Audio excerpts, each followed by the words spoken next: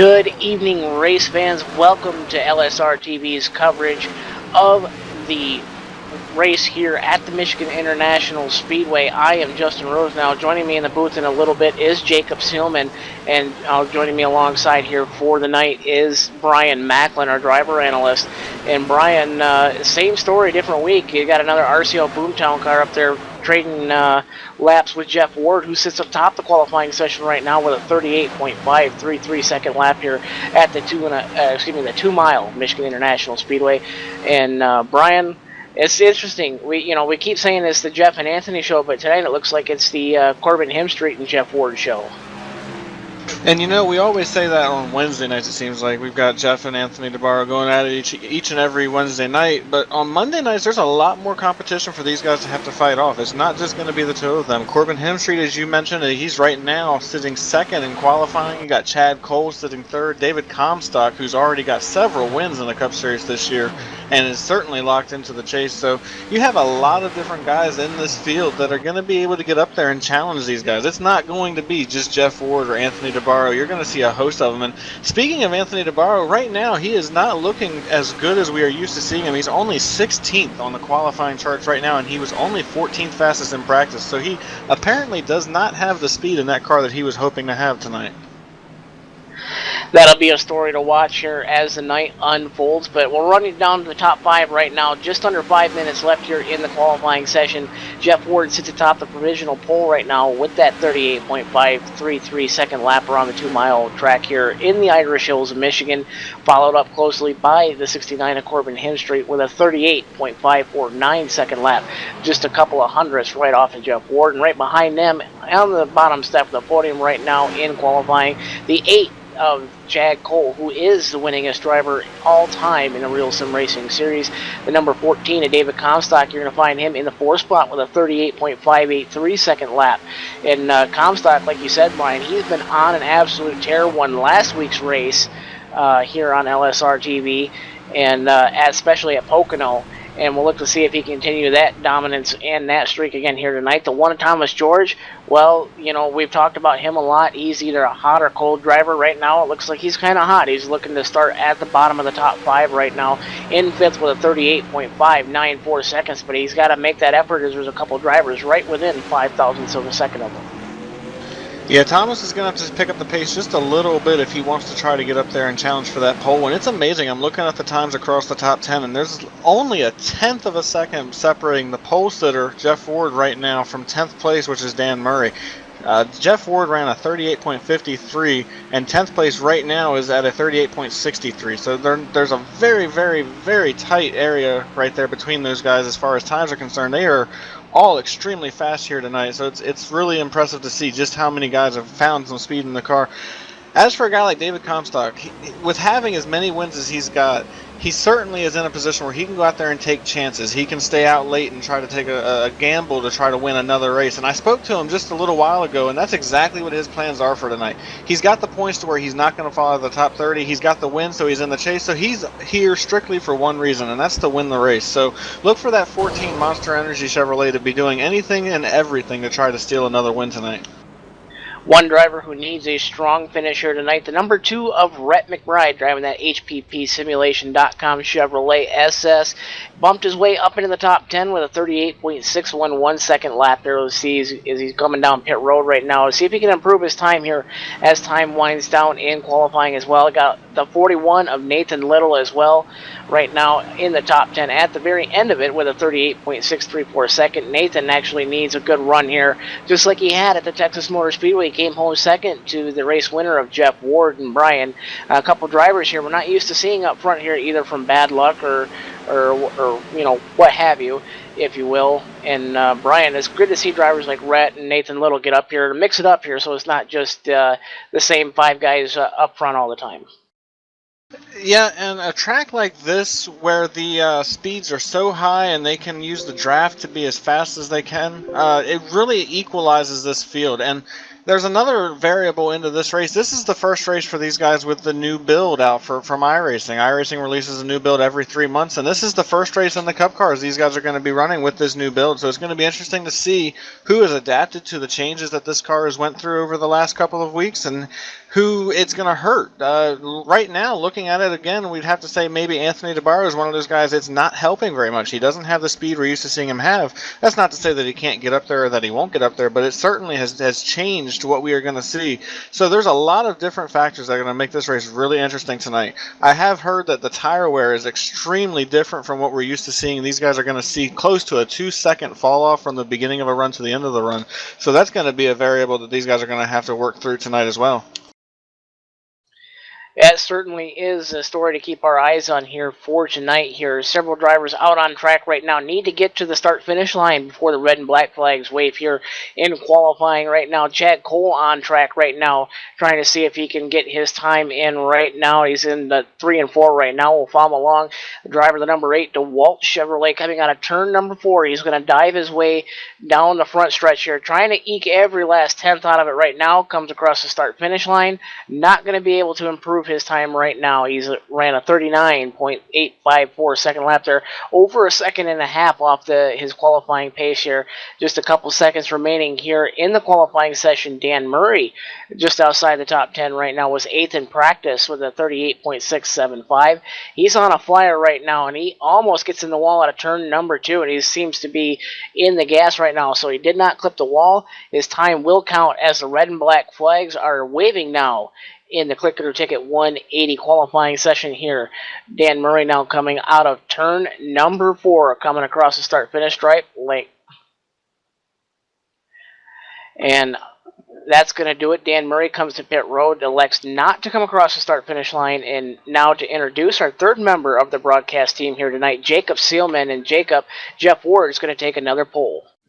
And we're surprised at this because why exactly? I mean, come on. Let's get realistic here, guys. He's done everything this season in every car possible. Jeff Ward is the man on the mission right now. Justin, he's done everything he needs to do. He's on the pole tonight, and I'm looking for him. Probably. I'm not going to say it's done, but unless somebody outsmarts him on strategy, he's going to have the speed to go to victory lane. That's all it's been for about the past 2 months now, and it's going to continue tonight. Am I surprised? Absolutely not. And with that said, it is now time for your Garry Mercer Trucking Incorporated starting lineup. And on the pole with a 38.533 second lap is going to be the 89 Unical Chevrolet of Jeff Ward. And starting outside of him on the front row in the second spot in the 69, that's Corbin Hemstreet. Starting in row number 2 in that DeWalt Chevy is Chad Cole. He's the winningest driver in real sim racing, so he's definitely got a lot to hold up to. Starting to his outside, the winningest driver this season in the RSR Full Throttle Cup Series, David Comstock, is starting in the 4th position. Inside, row number 3 is going to be in the 5th spot, the number 1 Snap-on Chevrolet of Thomas George. Starting outside of him with the JDR Graphics Toyota, the number 50 of Pedro Mojica. Sporting some new colors tonight, starting in the 7th position is Mitch Rollo, driving a Hoth Automation Chevrolet. To his outside is Rhett McBride. He's starting in the 8th position. Starting inside, row number 5, in the 9th spot, your points leader on the season. Got a win here just the other night in the Truck Series. That's going to be the number 13 Royal Speed Dynamics Ford Fusion from One Up Motorsports. That's Dwayne Vincent. And starting outside of him in the University of Pikeville Chevrolet. That's going to be the 41 of Nathan Little. Starting in the 11th position, driving the Advocare Toyota Camry, driving the number 5 machine is Dan Murray. To his outside, starting in the 12th position is the number 15 Alpine Stars Chevrolet. He is Scott Simley in the number 15 machine. New colors tonight on the number 9, HendrickCars.com. Flying on that Chevrolet SS, that's going to be Anthony DeBarro in the 13th spot. And starting outside of him, his teammate flying some Punisher Race Chaser Online colors is going to be the 87 of Christopher Hurlow. Starting in the 15th position, driving the McDonald's number 21 Chevrolet SS is Matt Lacrosse. To his outside, Jose Gonzalez, the meatball machine in the Chevrolet number 26. He's starting 16th. In the 17th spot inside, row number 9, the number 20, Jack Link's Toyota of Chad Coleman is starting outside of him. In the 22, Auto Trader Ford Fusion on board that machine here tonight, the 22 of William Kemp.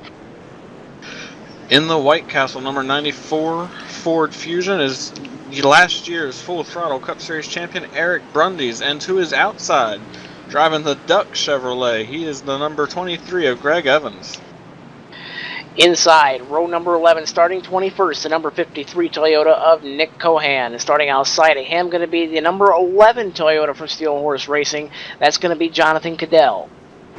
Starting in the 23rd position is the Clocks by Christopher Chevrolet. That is David Kamara. And to his outside, the Nerf Chevrolet. That is Stephen Gottschalk driving the number 91 machine. Quickly through the rest of the field, the 48 of Kevin Linden, 25th. 33, David Lanza, 26th. 27 is Nick Silver. 44, Glenn Campbell is going to be 28th. 29th to Doug Roth. 30th to Brandon Peterson. 31st, Mark Bratcher. Brendan Mercer in 32nd. Scott Stenzel in 33rd. Paul Cooper in 34th. CJ Lavere 35th. Stephen Marinac 36th. Sean Castro and Rich Jett round out your field in 37th and 38th. Getting ready to roll, coming off turn 4. We are glad you're with us here on LSRTV as the Click It or Ticket 180 set to roll the field in the hands of Jeff Ward. As we roll onto the front straightaway, the iRacing Ford First Mustang pace car hits pit road, and we're going to see the American Ethanol green flag in the air. Green is out. We're underway from MIS. They head off to turn 1 in the Irish Hills. Justin, Jeff Ward already on the march. Jeff Ward on the loud pedal already. The 8 at Chad Cole going to work to the inside of the 69 of Corbin Hemstreet as well. The 1 at Thomas George and the 14 of David Comstock look to follow suit, and it's a big gaggle of cars right behind them. 4 or 5 cars all trying to go for the same piece of real estate out of turn number 2 and on the back straightaway. The 1 of Thomas George finally gets in line, now looking to the inside of Corbin Hemstreet going into turn number 3. Move Thomas George now up to the 3rd spot, and David Comstock wants a piece of that as well. Coming out of turn number 4, David Comstock right now going almost 3 wide in the dog leg of the front stretch here. It's a D-shaped oval here at the Irish Hills of Michigan right now, and off into turn number 1, the 1 of George finally clears Hemstreet. Yeah, going through 1 and 2, you would not think these guys are racing like it's only lap number 2. You'd think they're racing like it's the last lap. They are all over each other all the way through this field trying to go 2 and 3 wide. Right now, they're starting to get single file at the front a little bit further back. We have a wreck. The 22 of William Kemp is around on the back straightaway. It does not appear there's going to be a caution. He spun down to the apron and was out of the way and not on the racing surface, so we stay green here. We're going to have to go back and look at that. Stay green, and we continue to roll already. And, you know, it's heartbreaking, really, because that William Kemp's is the team that, honestly, Justin, that's one of the teams that I've been watching for the past couple of races, because he's finally found his place in RSR a little bit, got some momentum, and now that 22 team, it seems like, though, for every step they take forward, there's either a step back or sometimes 2 steps back, and it bites them here. Going to need an early caution, and with the new handling on these race cars, Jacob, it's going to be anybody's guess as to whether or not the 22 of William Kemp is going to be able to catch a lucky break here and catch up to the tail end of the longest line and get 4 fresh tires on that machine.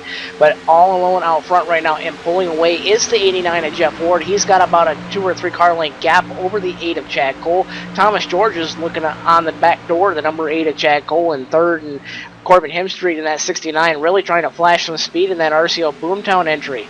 Now out of turn number 2 and on the back straightaway, it's Thomas George within a car length now of Chad Cole as they start to go off into turn 3. Jacob, it's anybody's guess right now is who's going to be leading this race here in just a couple of laps. As I say that because Chad Cole's closing that gap on your leader Ward out of 4.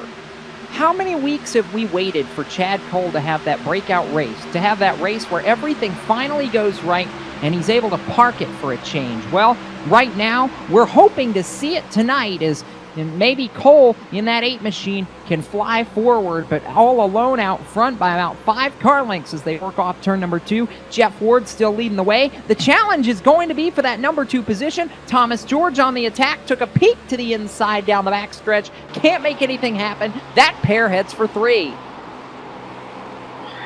Going into turn number 3 actually out of turn number 4 right now. You got 2 cars battling side by side, wheel to wheel on the front straightaway. Nathan Little almost puts it right in the wall. That's going to allow the 2 of Rhett McBride to get underneath him and complete the pass at the stripe. The Rhett McBride machine, the number 2 entry, moves up into the 9th places.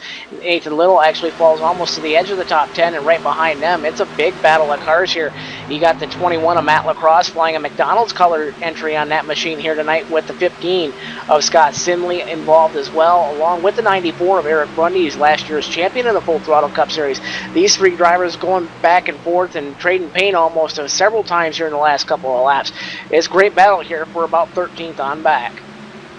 13th on back is where the fight is for right now, but Brian, the fight is quickly going to be not necessarily in these pockets, but it's going to be across the 3 or sometimes even 4 grooves here at the Michigan International Speedway. The longer we go, the more these tires wear, the more the groove is going to widen out, the more usable racing room you may have. And you know, we talk about 2 things. We talk about racing room and restarts here at Michigan.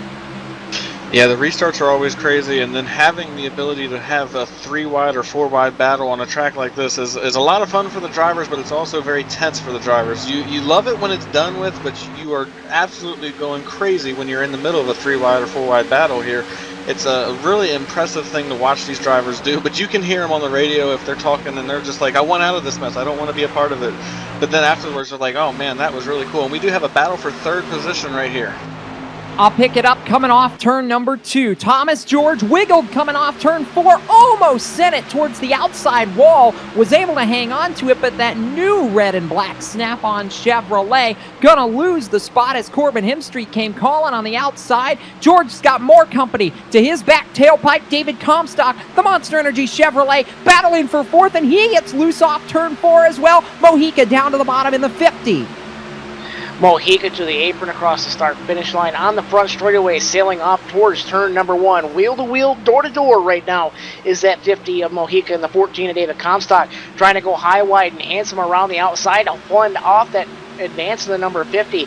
Not going to happen as the 50 of Mojica now puts himself right in front of the 14 of David Comstock, and Dwayne Vincent now knocking on the back decklet of that machine going into 3.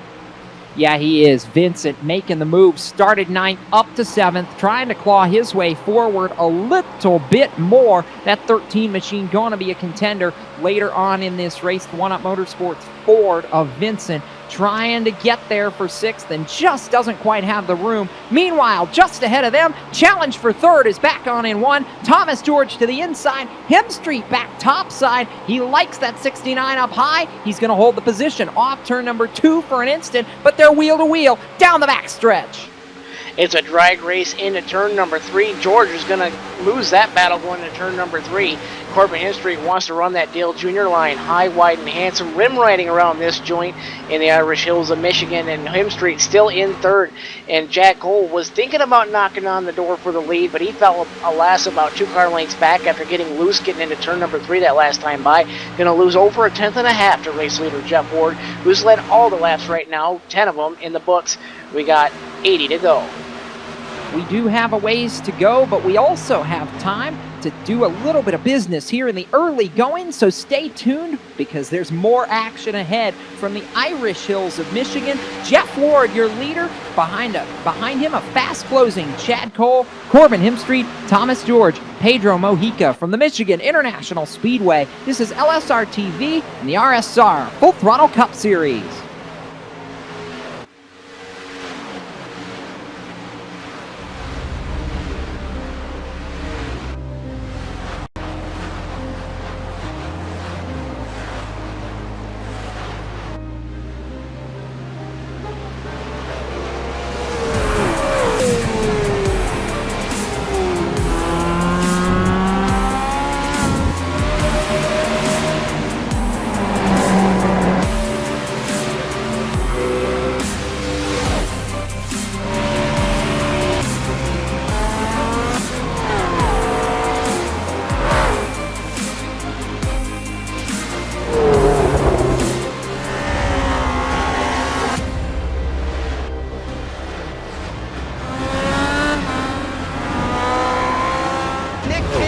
What a move. Truex on the outside, contact made. 56 slides it into 4.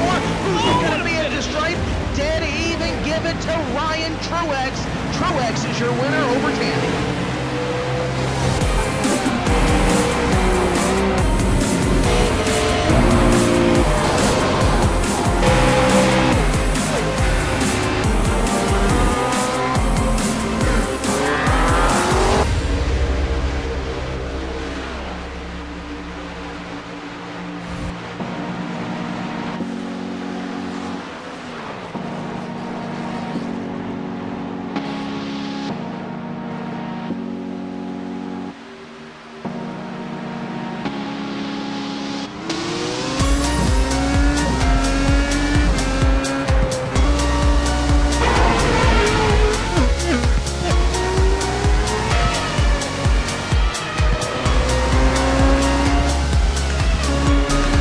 Cars are lined up on the grid. The Irish.com World Championship Grand Prix Series. We are underway. They all come down into turn 1 for the first time.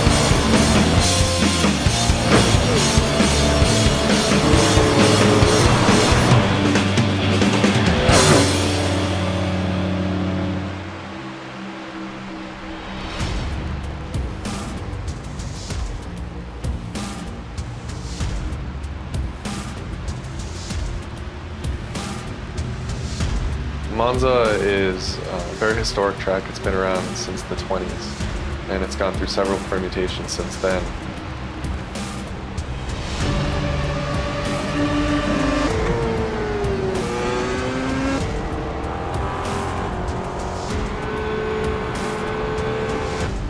We're also bringing forward a number of configurations. So there's chicanes that they've installed since the track's early days. So they can use original, very high-speed configurations of the track where the cars would just blow through where the chicanes are today, or they could use a more modern version. So it's a pretty cool, compelling track.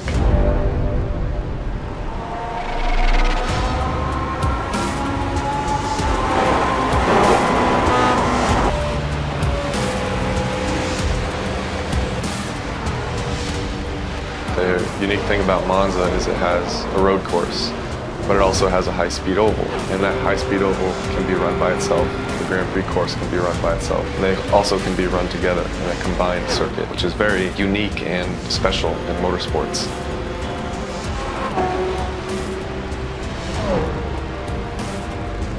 This was one of the more challenging projects that we've undertaken. It was essentially building two tracks in one. It took a lot of time and a lot of care was put into it, but we're really happy about the end result, and we think that people have a lot of fun driving it.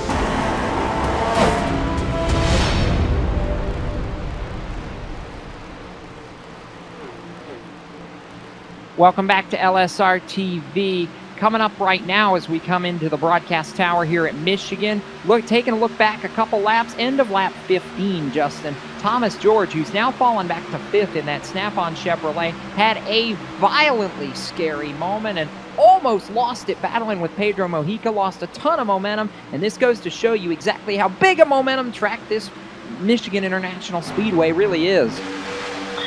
It sure is, and talk about momentum. Jeff Ward's lost a lot of it the last time by out of turn number 2. Chad Cole knocking on the deck lid right now. Battle for the lead out of 4. You got a battle for third as well. Several drivers exchanging positions on the racetrack. Jeff Ward all the way down to the apron on the front stretch here at Michigan International Speedway. Chad Cole right in his toe as well. 2 car lengths now, the gap going into turn number 1, and Cole rolling about a half a lane lower than Jeff Ward now out of turn number 2. Jeff Ward's got a big heap of trouble right behind him. That 8 machine of Chad Cole, he's coming like a freight train. He is coming quickly. It's down to a 1/10 and a half and about a car length and change into turn number 3. And I can just hear it right now. That Jaws theme is playing, and Chad Cole taking bite by bite by bite out of this lead. It's down to a car length. Ward trying to break the draft. Chad saying no way across the stripe that time. Yet again, the 8 and the 89 in lockstep. They head for 1. Pedro Mojica in the 50 behind them has taken over third. Yeah, the 69 at Corbin Hemstreet got a little loose as well during that position exchange right now. And the 1 as Thomas George got around the 69 at Corbin Hemstreet as well. Mojica starting to break away. He's starting to reel in the 2 leaders up front, and Chad Cole, he's just smelling blood. He's got blood in the water, and he is all over that back deck lid. It's inside of a car link out of turn number 4, coming this time by to put 22 laps in the books here at the Click It or Ticket 180 at Michigan. And Jeff Ward is trying to do whatever he can to shake this draft loose, but that 8 at Chad Cole, he's right there, and he's knocking on the door. He's almost inside of a 10th. Almost. I mean, he's not as good on the entry, but from corner exit, he is on fire right now. And Cole taking a peek, running about a half groove lower off the center of the corner, trying to do everything he can to get to that Unical 76 machine of Jeff Ward. Down for 3. It's now under 1 car length. The battle for the lead still raging on. Behind them, though, the battle's up through the top 10, still compressing little by little. Thomas George trying to come back on Pedro Mojica and make something happen. That's 3rd and 4th. And how about the cat that's moved up into the 10th position now, Justin? Rhett McBride in that 2 car making something happen. Yeah, Rhett McBride driving the HPPsimulation.com Chevrolet. Really needing a strong run, started 8th. It fell out of the top 10 for a moment, but he's clawed his way back around the 5 of Dan Murray and the 21 of Matt Lacrosse. Solidly inside the top 10. He's got about 3 car lengths, 5 car lengths now on the back straightaway over the 5 of Dan Murray. And he's starting to reel in the 9 of Anthony Navarro going into turn number 3. Looking back up towards the lead right now. Chad Cole taking a peek to the inside out of turn number 4. It's going to be a drag race to the stripe, and Jeff Ward wants to get there first and does so, but Chad Cole beaten on the back deck lid of that 89 Unical Chevrolet going now into turn number 1. Chad Cole going to try to do everything he can to get that big run like he has been the last couple laps, Jacob. If the sim could show it, that back bumper cover. Oh, Jeff Ward in the wall! Takes Chad Cole with him down the back straightaway. Both of them headed for the inside wall. Cole saves it. Ward not so lucky. That's going to hand the lead to Pedro Mojica. Disaster on lap 25 as the 2 leaders were going at it. Cole had the run, and it all went wrong. Lucky break for the 50 of Mojica, who's got about a 4 car length gap over the 1 of Thomas George, and that's a very uncharacteristic mistake by the 89 of Jeff Ward. And ever since he won his truck race here at Michigan here a few months ago, replay going up on the screen right now, you're going to see the 89 of Jeff Ward just get really tight and into the turn 2 wall, and Chad Cole looking on the inside. Nowhere to go for that machine as the 2 of them go down the back straightaway, and that's 2 weeks in a row at Michigan that the 89 of Jeff Ward finds trouble on the racetrack. Unbelievable. 26 laps going to go on the board this time. By Brian, if you're Jeff Ward or Chad Cole right now, what's going through your mind besides a whole lot of words that we probably can't say on air?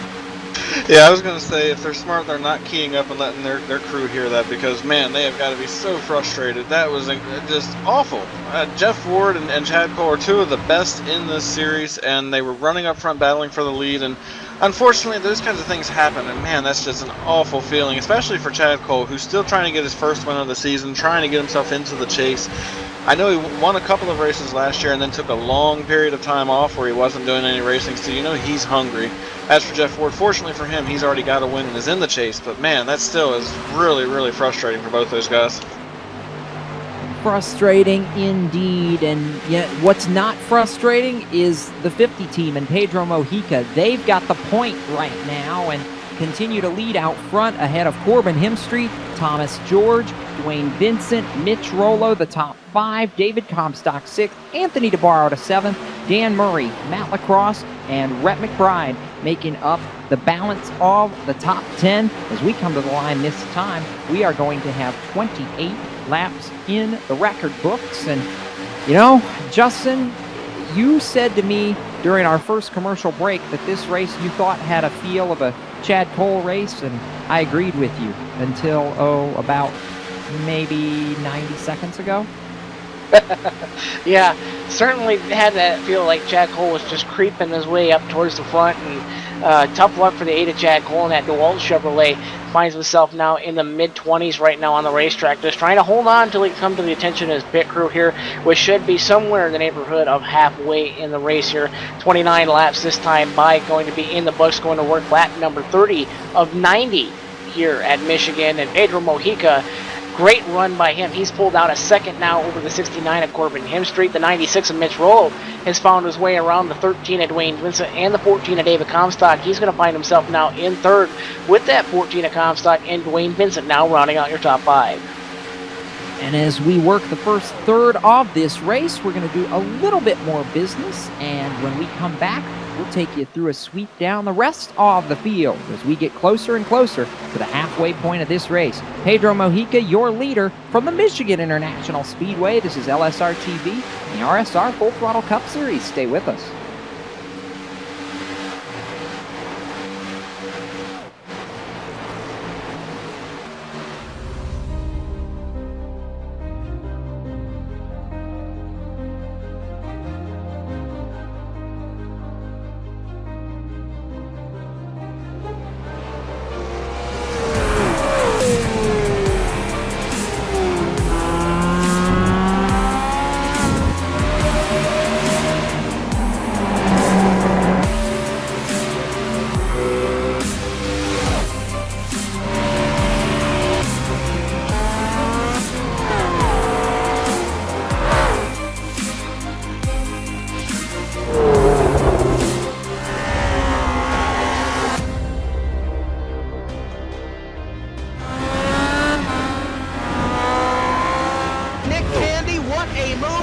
On the outside, contact made. 56 slides it at a 4.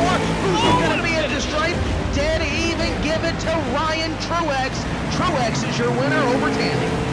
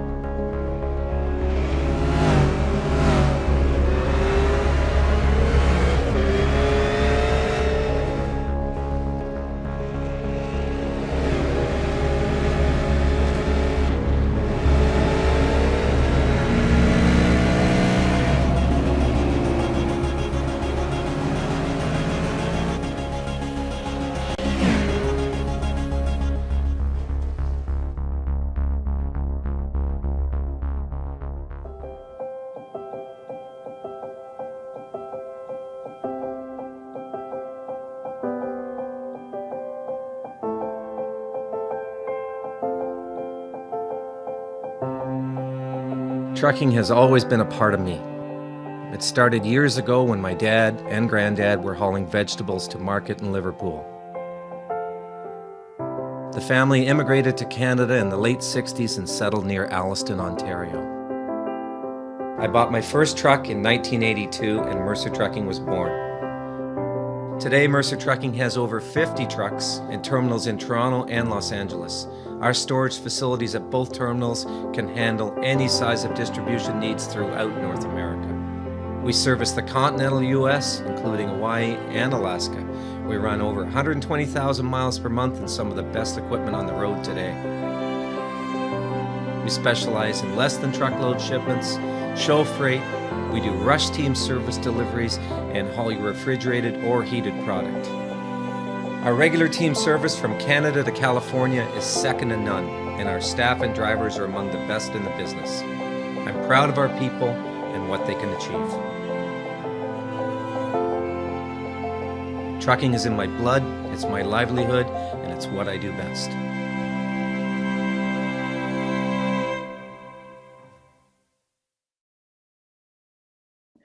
Welcome back to LSRTV from the Michigan International Speedway. The Click It or Ticket, Michigan 180.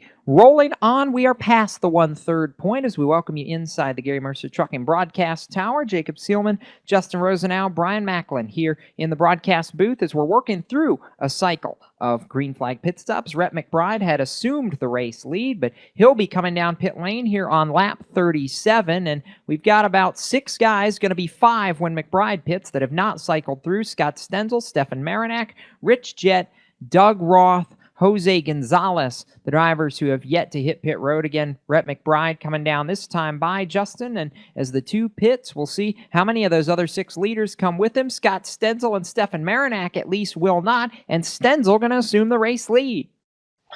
Stenzel needing a strong run, needs a caution flag to fly here for him to stay out front and trap several of the leaders well back down in the running order in the 52 at Casto.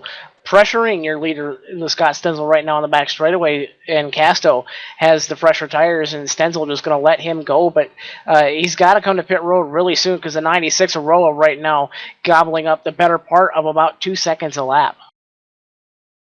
And as Stenzel comes to pit road, we want to update you on one of the drivers who was battling for the race lead before the cycle of green flag pit stops started, actually was the leader when the cycle began. Pedro Mojica, a speeding penalty on pit lane has really put a dent in his chances to go to victory lane tonight. Brian, he is now a lap down as Stefan Marinak assumes the lead, and we don't know exactly how it'll cycle through, but he had a big time penalty on pit road, so going to be really rough right now for that 50 car to come back from this. He's got to have a caution soon. Yeah, race control said that he was too fast entering pit road. He got on pit road too hot, and they had to call him for it, and he had to serve a 15-second penalty. That's a big implication into his chances of trying to win this race. Our race leader, Stefan Marinak, is now making his way to pit road. Right behind him, the 36 of Rich Jett. They are both finally coming to pit road on lap 40 here to make their stop. Stefan Marinak and Rich Jett both slide through their boxes and have to back up so they can start their service. That's going to hand the lead over to the STP Ford of Doug Roth. And again, we talk about these costly pit road mistakes, Justin, and you can't have those, especially at a race like Michigan where things tend to quickly go caution-free. We had it happen Wednesday night. Yeah, I was just fixing to say that. You took the words right out of my mouth, Jacob, and that's what happened here last Wednesday in the Asphalt Assault Series as we had a green to checkered run that was won by Dwayne Vincent.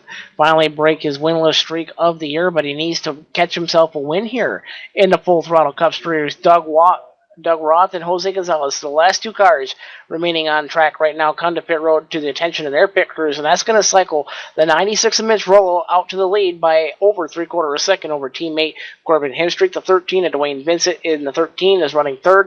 David Comstock 1.5 seconds back in 4th, and rounding out your top 5 going to be the 1 of Thomas George.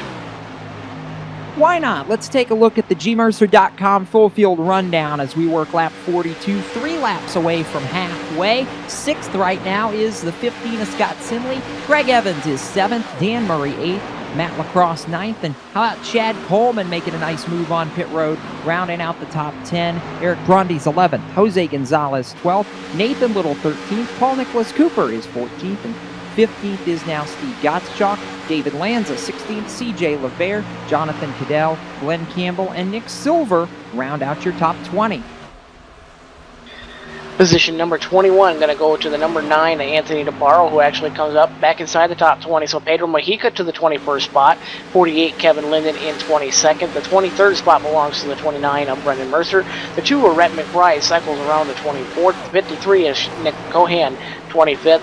26 going to belong to the 52 of Casto, the 78 of Brandon Peterson in 27th, 42 Scott Stenzel in 28th, 24 Stephen Marinac 29th, and rounding out your top 30 going to be the 87 of Christopher Herlow. 31st going to be Rich Jett. 32nd, Doug Roth, who cycles through almost a lap down. 33rd, David Camara. 34th, Jose Gonzalez. Chad Cole, after that incident on lap 25 rather, runs in the 35th position, 1 lap down. 36th, William Kemp. 2 cars out of this race. Jeff Ward, 37th. Mark Bratcher, 38th. That's a look at your gmercer.com full field rundown here, as we're about a lap away now from halfway. Mitch Rollo, in just a few moments, we are going to be actually crossing halfway when they get back to the stripe, Justin. So very quickly, we're halfway done and looking like looking like we may still be going for a while. I see nothing that indicates a caution in the near future.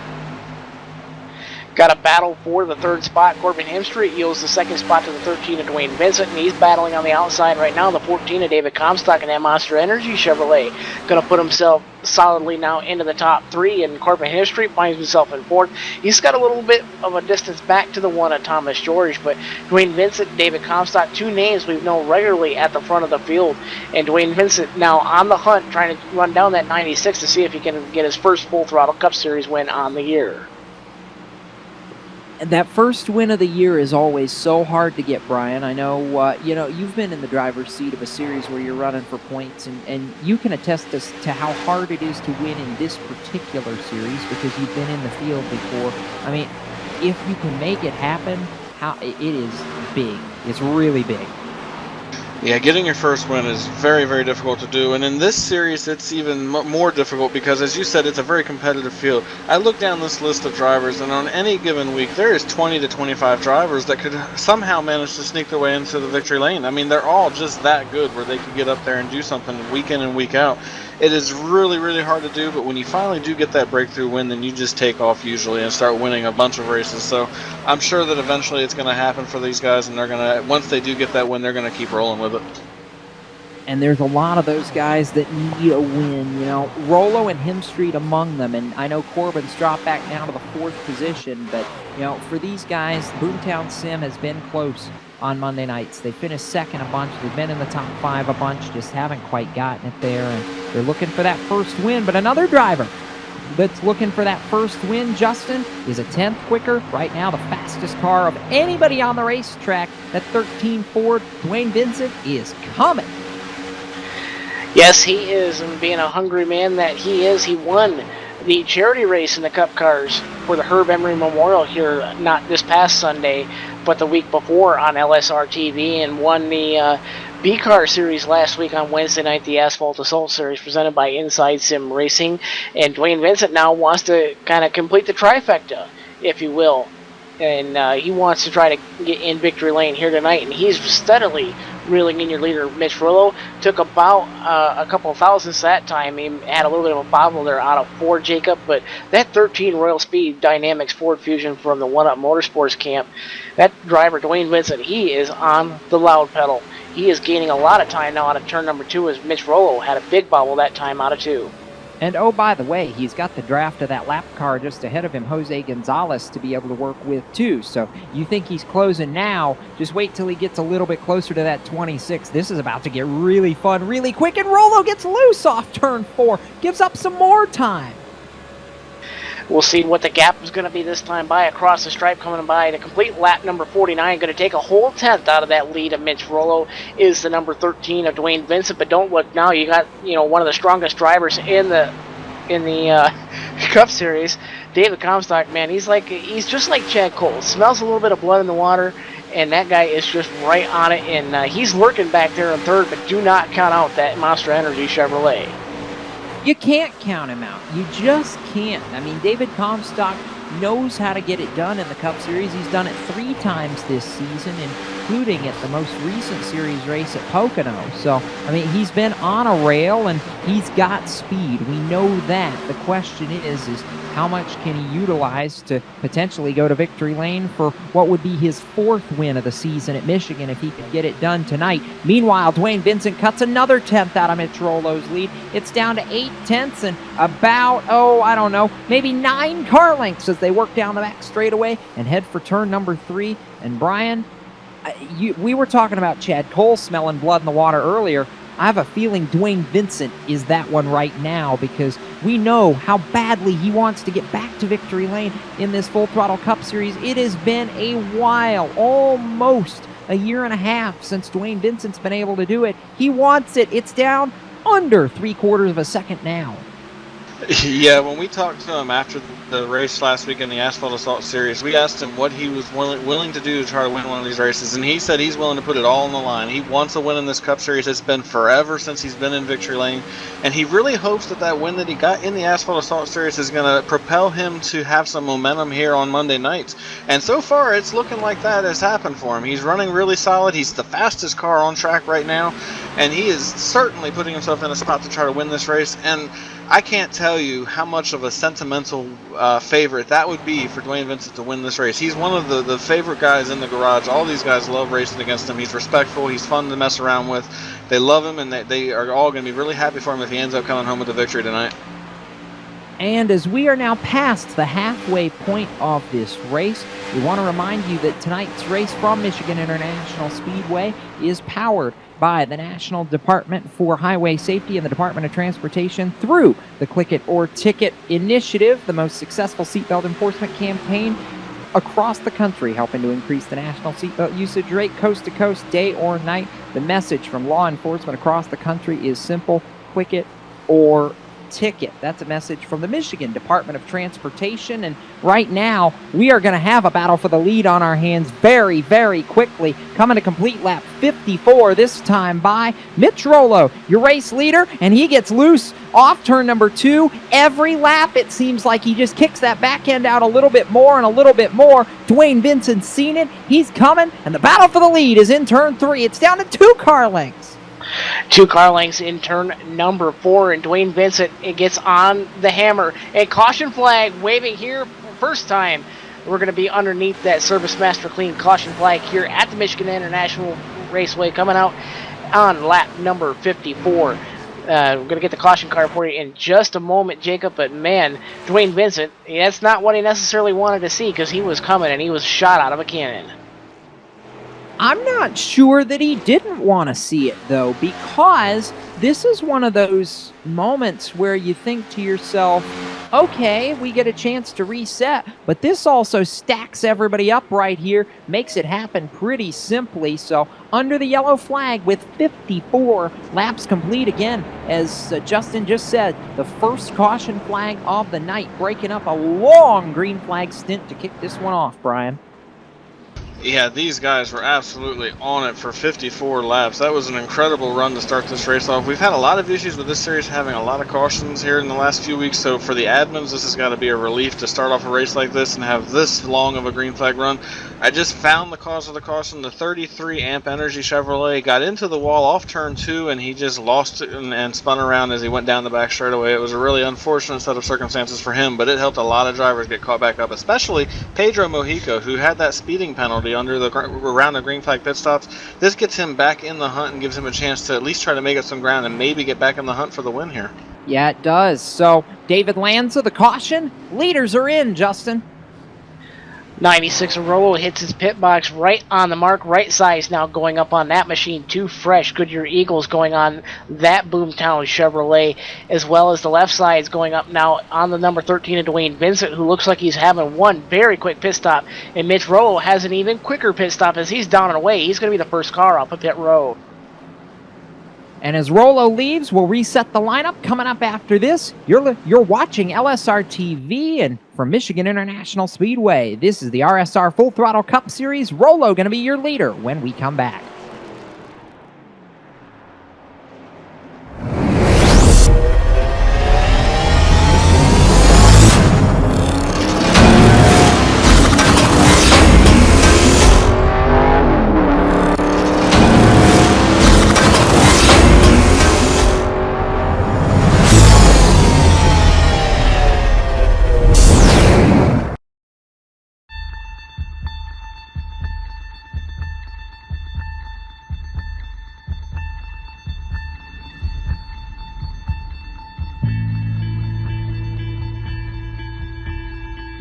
the thing that makes life so interesting. The theory of evolution claims only the strong shall survive. Maybe so. Maybe so. But the theory of competition says just because they're the strong doesn't mean they can't get their asses kicked. That's right. See, what every long shot come from behind underdog will tell you is this. The other guy may in fact be the favorite. The odds may be stacked against you, fair enough. But what the odds don't know is this isn't a math test. This is a completely different kind of test. One where passion has a funny way of trumping logic.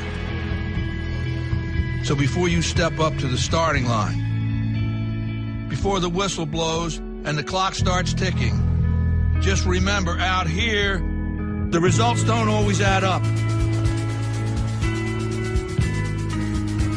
No matter what the stats may say, and the experts may think, and the commentators may have predicted, when the race is on, all bets are off. Don't be surprised if somebody decides to flip the script and take a pass on yelling uncle.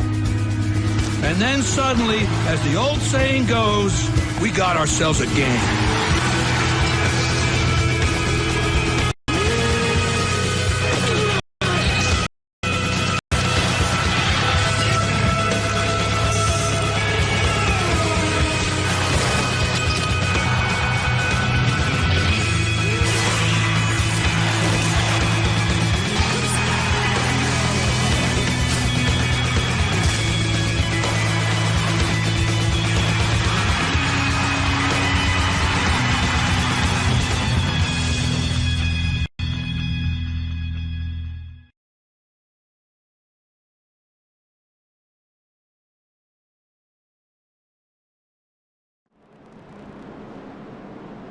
Welcome back, everybody, to the Click It or Ticket 180 at the Michigan International Speedway here. Mitch Rollo out front right now after that round of pit stops underneath the caution flag for the first time here tonight for the incident involving the 33 of David Lanza. The 14 of David Comstock going to cycle off a pit road on the outside of the 96 of Mitch Rollo. The 13 of Dwayne Vincent as well is in third. The 1 of Thomas George is going to be fourth. And Corbett Hemstreet, who was inside the top 5 there before the caution flag flew, finds himself at the tail end of the longest line for a speeding penalty. And we're getting set to go back to green. We're going to be 58 laps complete, and we will continue to follow the green flag action, but we've also got caught up with one of the drivers who was unfortunately had a tough break earlier on in this race, was leading, and you know, when you lead the first 25 laps and then something bizarre happens, it's just one of those moments where you kind of sit and shake your head. Jeff Ward, I know you're shaking your head right now. You couldn't believe it. You probably, I know, still can't quite believe it. First off, what happened? And I know you said before the night you had a car capable of contending for the win. Just how good was it? Yeah, Jacob, we had a heck of a car. I think we probably definitely could have tried to win the race with it. And this ain't where we want to be watching the race from, down there in the hauler. So it really stinks. You know, me and Chad were racing hard there. I was kind of riding a little bit, but also there were times where I tried to press on a little bit. I seen Pedro coming back there in third, and it looked like he had a good car. So it was just close racing. Chad, you know, I mean, from my perspective, it looked like he kind of was getting a nose on me. I kind of inched up to give him as much room as I could, and we just both ran out of room. And he was so far up on me that whenever I brushed the wall there, it kind of just a chain reaction thing, and it pretty much ruined both of our races, it looks like. So it, you know, we got a lot of luck over in Xfinity and trucks, but Cup Series has been a pain in the butt for us. I know we've seen that, Jeff, and just one of those moments where you maybe can't really learn a whole lot, but you just kind of take it with a grain of salt, and we head at least to a little bit of something different, you know, going to Dover next week. So maybe another track where we can see you get back on track, and appreciate the time. Yeah, we'll go out there, and we like that track, so hopefully we can turn it around. Thanks, guys. That is Jeff Ward, and as we continue to watch what has been a very exciting race for the lead, we just saw it change last time across the stripe. Mitch Rollo got into the wall off turn number 2. David Comstock moves to the point here with 60 laps complete. Coming around to be 61 next time by, inside 30 laps to go, and Dwayne Vincent in that 13 Royal Speed Dynamics Ford Fusion. He's going to try to get all over the back bumper of the 96 of Mitch Rollo, and he's inside of about a car length there, but he needs to do it soon, as the 14 of David Comstock is really starting to try to open up that gap over Rollo right now. The gap's starting to stretch now about 3 car lengths now across the stripe, and Dwayne Vincent really needs to make that move as they sail off towards turn 1. They sail towards turn number 1, and we will pick up the battle for the top spot. It's a 3-way battle as they work off the exit of turn number 2. David Comstock leads it by a car length and a half. Then you've got Mitch Rollo in the 96 and the 13 of Dwayne Vincent back there less than a car length off Rollo's rear deck lid. That's the battle, and they're quickly pulling away from the 23 Steel Horse Racing entry of Greg Evans in 4th. They're trying to make it a 3-man fight. And how about the guy behind Evans up to the top 5, the defending champ Eric Brundys, who's got a win at Richmond on his resume earlier this season. Just as I say that, caution flag flies for the 2nd time tonight. Bunch of cars. Whoa, up to... We got them going everywhere, Brian. Yeah, the 87 of Christopher Hurlow got into the wall off turn number 4. Actually, he was turned into the wall, actually, as I look at it here. I'm trying to get the number of the car. The 78 turned him into the wall. And then from there, they just had nowhere to go. So all the cars behind them just scattered. Some went through the grass. Some just stayed on the racing surface and prayed. The number 24 also got a piece of that stuff in Marinac. So several cars involved here right on lap 63. Brandon Peterson, Christopher Hurlow come together. It does not end well for Christopher Hurlow at all, and several other cars also, Justin, and I was afraid of this. If we got one caution, we would get several. That's exactly what we've got so far. Cautions breeding cautions here in the mid to late stages of the race here in the Click It or Ticket 180 right now. Comstock's still out front, but this may be the break that Mitch Rollo needs. Got a little bit of damage on that right front quarter panel of that Haas Automation Chevrolet riding in the 2nd spot. He may decide that he may want to come to pit road and just get a couple lap fresher tires. And as we say that, Brian, I know you said in the open that tires are going to be kind of everything here, as the fall off here is just massive here at this racetrack. Yeah, I was actually looking at the tire wear for in the first run when they went green flag and had the green flag pit stops, and from the drop of the green flag to when they pitted on lap 31, we saw over 1.5 seconds of a drop off on their tires. So I don't know that they'll come to pit road this quickly after a restart, but the guys that do come to pit road, it should certainly play in their favor because they're going to need the extra grip. And we don't have any of the front runners coming to pit road. Actually, we do have, from what looks to be about 4th place on back, several guys. It's a split field as they come down pit road. Some guys come to pit road, some guys don't. Greg Evans is going to be the first one on pit road. Greg Evans, the first car in the top 5 to hit pit road. He's in that Duck Brand Duct Tape Chevrolet. Going to hit his pit box first, get right sides up on that machine, trying to get an advantage over the front 3 who stayed out. It's going to be the 14 of David Comstock, the 96 of Mitch Rollo, the 13 of Dwayne Vincent. Got the 94 Eric Brundys down and away with just 2 tires, as everybody else looks like they're going to be taking 4 tires on their respective pit stops. There are several other drivers on pit road getting attention on their pit crews. The 53 of Nick Cohan takes 2 tires along, also with the 25 of Nick Silver. Those 2 drivers join. I believe that's going to be the 94 and Eric Brundys is taking 2 tires on their respective machines. We'll get the order set up for you in just a few moments here, but it's an interesting strategy call all the way around on the racetrack. Under caution, we heard from one half of that lap 25 incident for the lead a little bit ago, and Justin, I'm interested in this. I want you to pull out the headset. Let's see if we can dial up Chad Cole for a minute. I believe we got the driver, the number 8 DeWalt Chevrolet of Chad Cole, and Chad, lap 25 incident, racing for the lead with the 89 of Jeff Ward. Tell us about your side of that incident. Yeah, it stinks. He got loose, and I just didn't have enough time to react. I was already on top of him before I could do anything. I just hate that for both of us. We both had a really good run going, and was really hoping to come down just to the two of us there, but fortunately we got pretty good damage and he's done, and I'm back in the pack now. And with that said, you're only riding about 19th or so. Do you have enough damage fixed on that race car to get back up there and salvage a top 10 finish here from the race? Just depends on how much green we can get. That stripe looks like 26 or so. So it's doable if we can get some green laps here, but it's gonna be tough. Just have to be patient with all these guys. And good luck to you, and hopefully we get to see you back up towards the front here and recover there. And that's the driver, the number 8. That's going to be Chad Cole driving that DeWalt Chevrolet, and a very dejected driver that is. And Jacob, I have to tell you, I don't think I've ever heard Chad Cole that dejected when talking about an incident where he just was in the wrong place at the wrong time. I mean, that's exactly what it was, and for both of them, really. I mean, there's only so much you can do in a situation like that.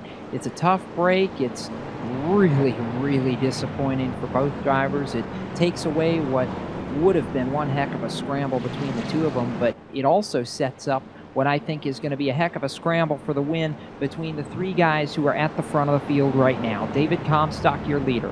Mitch Rollo, second. Dwayne Vincent is third. How about Paul Nicholas Cooper and Chad Coleman, teammates? We saw them work together at the Talladega Superspeedway back in May. They're riding 4th and 5th right now, with Anthony DeBarro up into the 6th position. That's going to be a look at your first 3 rows. And you mentioned a caution flag being a saving grace, Justin, for Pedro Mojica, who had that speeding penalty and lost so much time on the pit lane.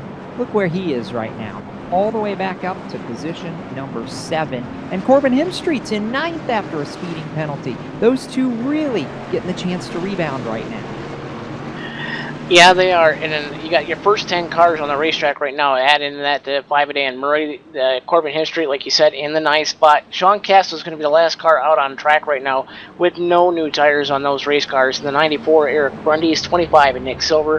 And the 53 and Nick Cohan all took 2 tires on that pit stop. And everybody from there on back going to be Greg Evans in that 14 restarting spot there on the outside of row number 7. He's going to be the first car with 4 fresh tires, and that could be the break because Greg Evans really starting to show some speed in the late stages of this race. That could be one of the wild cards as far as the guys who came down and got tires. Greg Evans could be very interesting. The problem is he's back in it's going to be, I think, 14th position, so he's going to be pinned on the outside of the racetrack for this restart, and I'm going to be intrigued to see how many of these guys who came down pit road can get back forward in the late stages. We're going to have 23 laps to go when we go back to green flag racing. Comstock and Rollo going to lead the field down as we work off of turn number 4, and that iRacing Ford First Mustang pace car, he's going to want to get out of the way in a hurry. Pace car makes its way to pit lane. Comstock, Rollo gets set. The American Ethanol green flag flies, and as we are back underway, we've got trouble down the front straightaway. Couple of cars. It started, I think, with Scott Simley back there, and now we're all wadding it up. Somehow we're still green, and the battle for what's going to be battle for second is in turn 1. Battle for second right there, going to be the 13 of Dwayne Vincent, door-to-door in a drag race now out of turn number 2 with the 96 of Mitch Rollo. Also going to have the 20 of Jack Coleman and that Jack Links Toyota trying to join the party as well.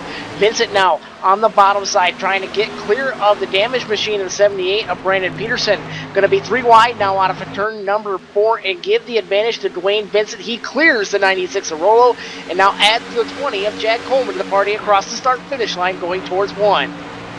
Everything stacked up on that most recent restart. It started when the 44 of Glenn Campbell came down the racetrack, shot down the racetrack into the 15 of Scott Simley. Somehow they made it to the apron, and the sim did not trigger a caution flag, so we stay green. David Comstock stays the leader. Scott Simley tries to limp his way back up to speed, and he's now back up to speed, but unfortunately completely out of the picture while the leaders continue to mix it up, and the battle is quickly on again for that number 2 position as Mitch Rollo does not want to give it up. The problem is he's going to lose the spot to Chad Cole across the stripe.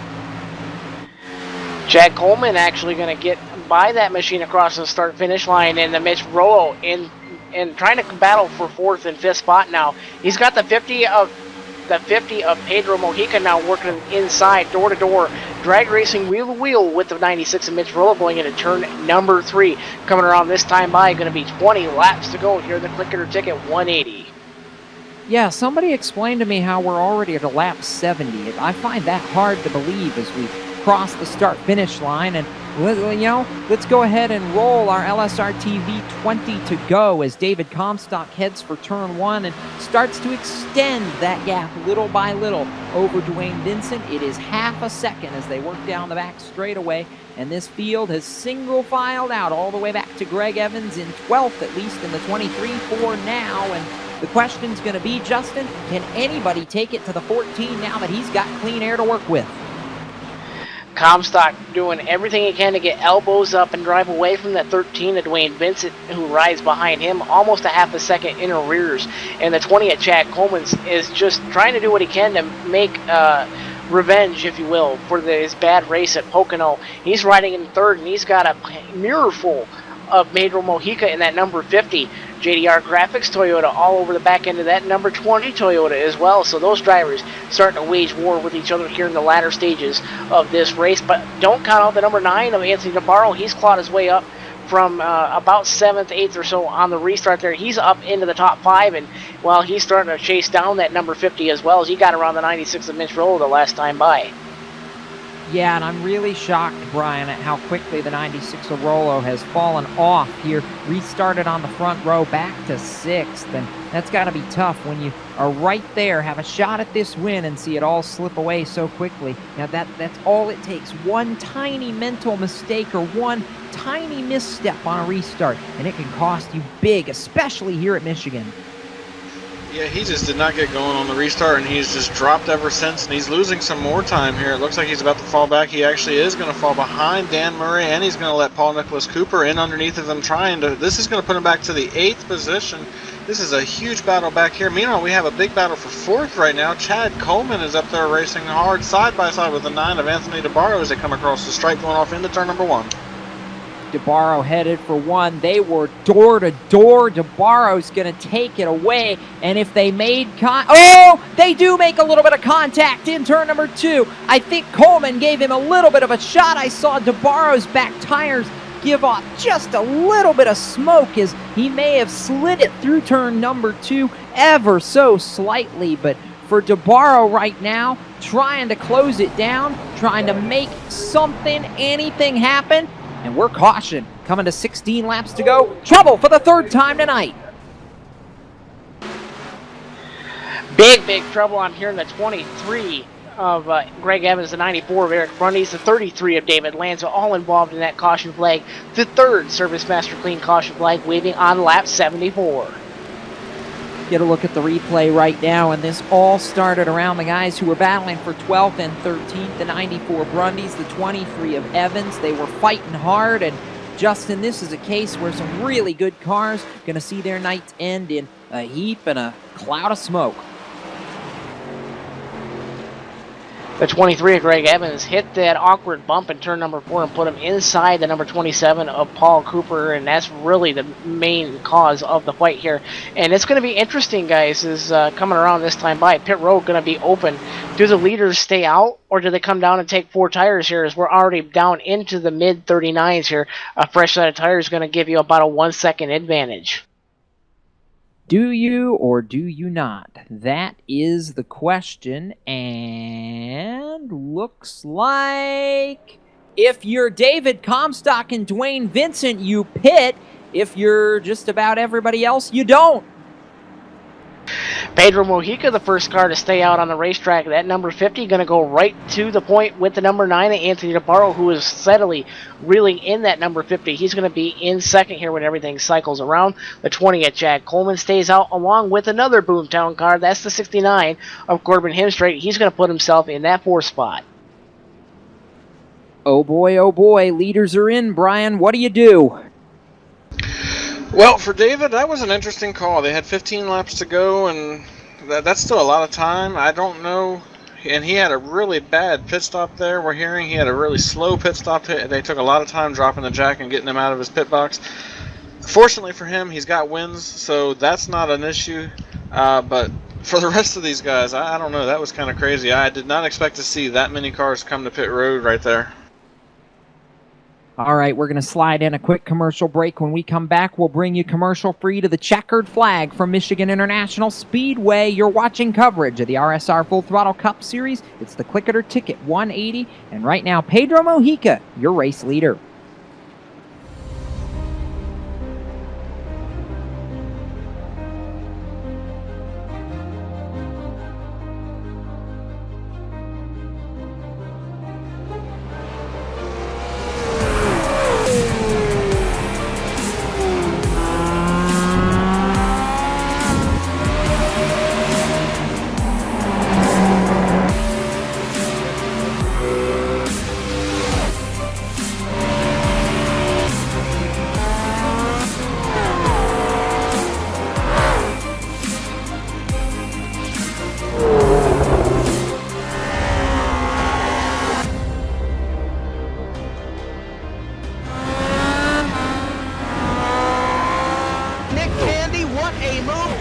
in the outside, contact made, 56 slides it into 4, who's going to be at the stripe, dead even, give it to Ryan Truex.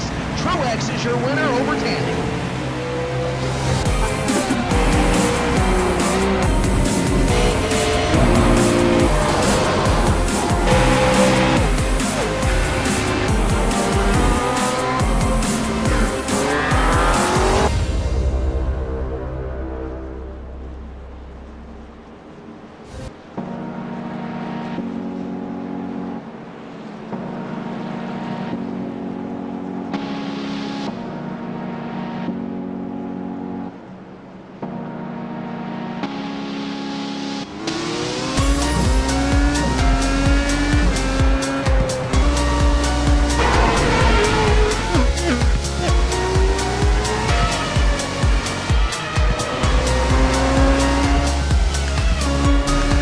Cars are lined up on the grid. The RSR.com World Championship Grand Prix Series. We are underway. They all come down into turn 1 for the first time.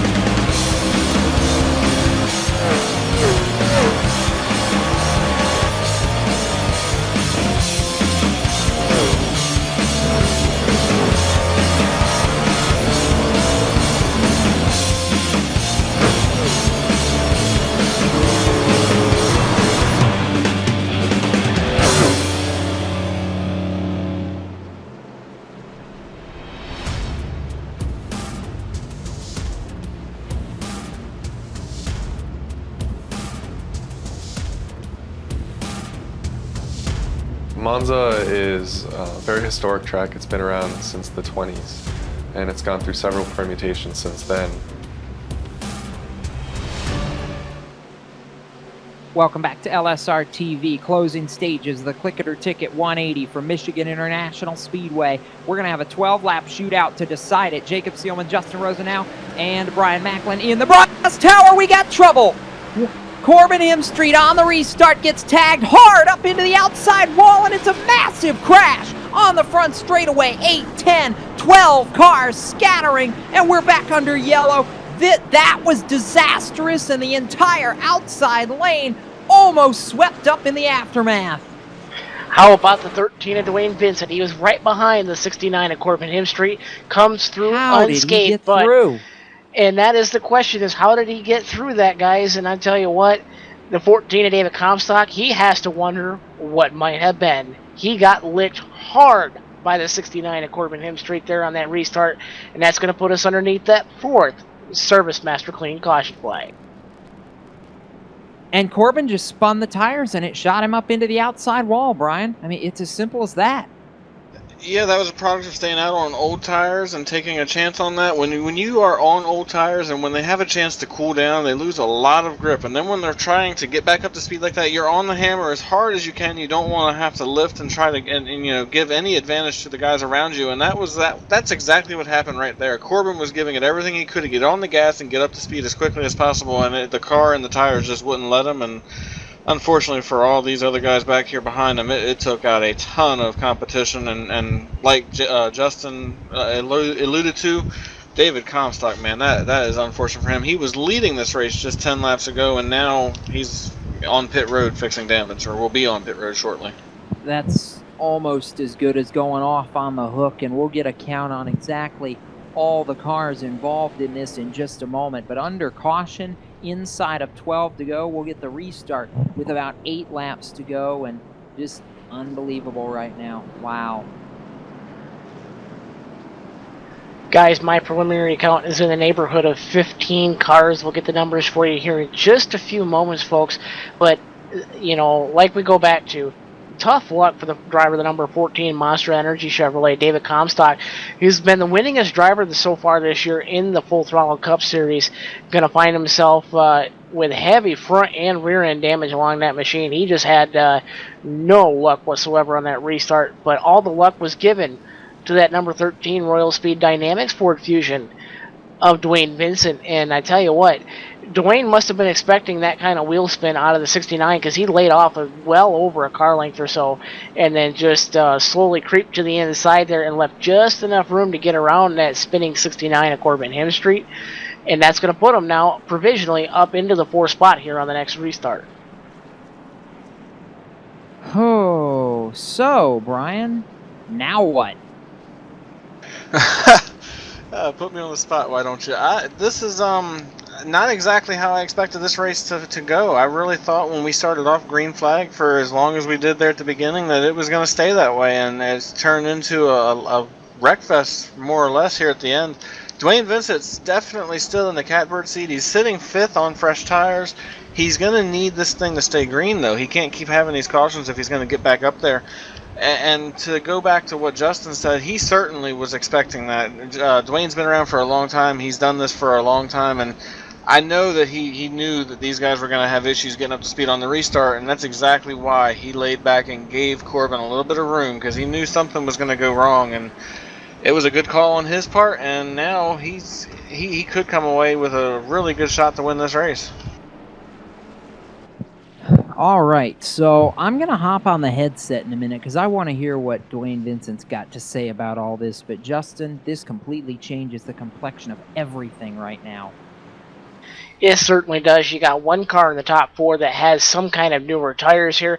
The 50 of Pedro Mojica, your leader, the 9 of Anthony Navarro, and the 20 of Chad Coleman has stayed out on the last 2 opportunities to come down and take tires on pit road. And they're going to find themselves 1st, 2nd, and 3rd. The first driver, like I said, Dwayne Vincent, he's got 2 fresh ones, and all he's got to do is clear a gap between him and Coleman on the restart, and he's in the catbird seat to reset himself and put himself possibly in the victory lane here should the race stay green.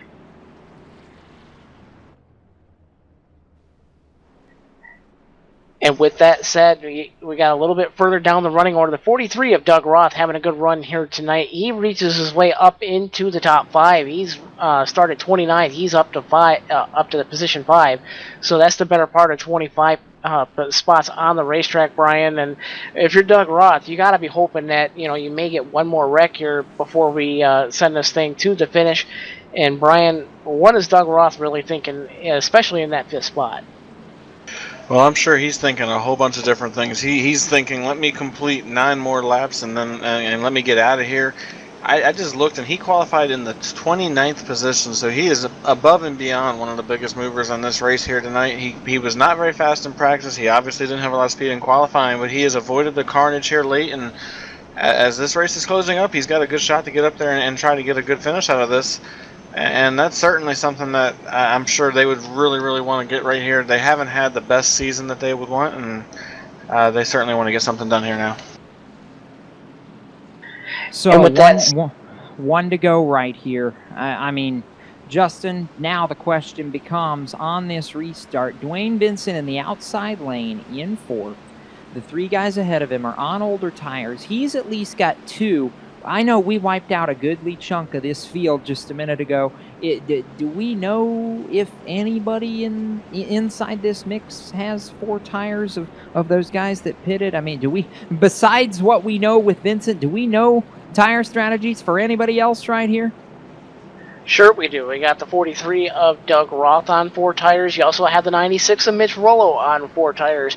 Dan Murray's on 2 tires right behind the 13 of Dwayne Vincent on the outside row there in the 6th spot there. So several drivers. And how about Rich Jett? Started 38th, now inside the top 10 in the 9th spot here as we get ready to fire him back off.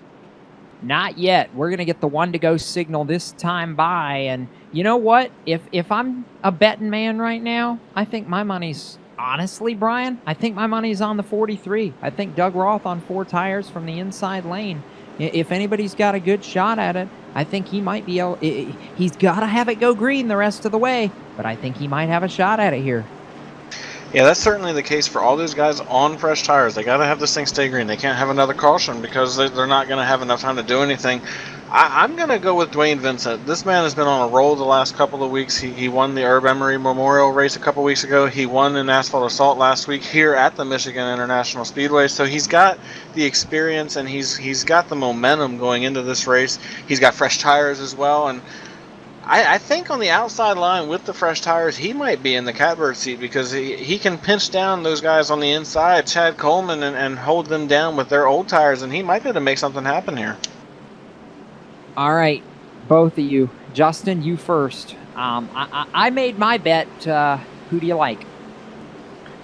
Well, I'm going to be the wavering kind here, and I'm either going to take the 9 of DeBarro on the outside there to get a good restart and shoot around Pedro Mojica. He did have the faster car before this series of caution flags, or possibly the 96 of Mitch Rollo, who's been strong for the most part tonight until he got into the wall there, was fading a little bit. So I'm going to take an RCO dark horse here. All right, Brian. Yeah, like I said, I'm going with Dwayne Vincent. He's got fresh tires. He's on the outside line. I think he's going to get a good restart, and he's going to go after it here. He's hungry. He wants to win in this Cup Series, and I think he's going to get it. Here we go. 7 laps to glory as the pace car is gone, and if you go, well, pace cars needs to get gone. Let's rephrase that. Now, the iRacing Ford First Mustang pace car leaves. Chad Coleman nails the restart. Doug Roth doesn't go. Coleman to second. Vincent to third. DeBarro's going backwards, and we're headed for 1. They're 3 wide behind the race leaders. Almost 3 wide for the 2nd spot there as Chad Coleman shut the door hard on the 13 of Dwayne Vincent. He's going to stay in the 4th spot. The 9 of Anthony DeBarro's got the run now on the high side. He's working on the outside of the 20 of Chad Coleman. Drag racing now towards turn number 3. Coleman's trying to play ball for his teammate who leads this race. Mojica got a win at Talladega, trying to get another one tonight. Dwayne Vincent's on 2 tires but can't go anywhere. 6 laps to go, and the fastest car on the racetrack's the 96 of Mitch Rollo. Caution flag flies. 5th caution flag waving on lap 85 That's going to give us a 1-lap dash to the checkers. It's going to be the 11 of Jonathan Cadell spinning off of turn number 4 down pit road. That's going to put us underneath that Service Master Clean caution flag for the 5th time. And it's going to be a green-white checker because they had not crossed the line before the caution lights illuminated, so we will have 2 laps to settle it. Pace car picks him up, and looks like Cadell had help.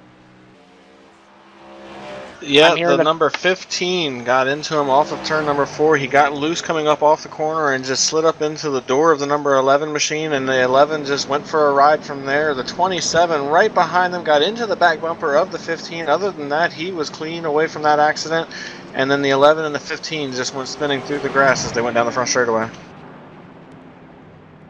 Oh boy, green-white checker at the Irish Hills. I couldn't have scripted this any better, Justin. I really couldn't have.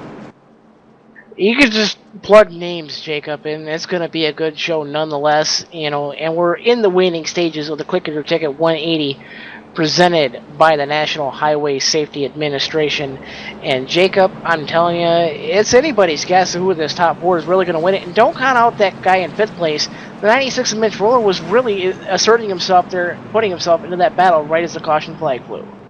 The problem is he's not going to have enough time. I mean, he's just not going to have enough time. 2 laps, unless he can go to the inside before they get to turn 1 and pass about 3 cars. There's no way he's going to get past all 4 of the guys ahead of him on this restart. I mean, just